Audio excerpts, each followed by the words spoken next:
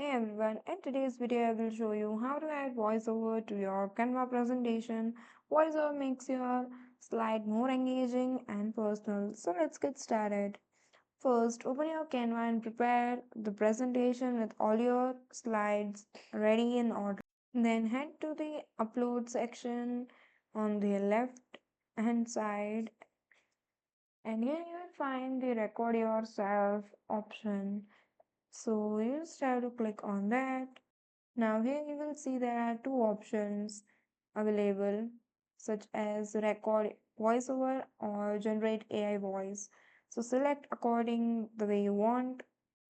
A record button will appear at the bottom of your screen, and make sure that your microphone is enabled. Once you are ready to record, you just have to click on the record button to start speaking clearly and confidently. When you finish your first slide, click on the done to save it, then move it on the next slide and repeat the process until the slides have a voiceover.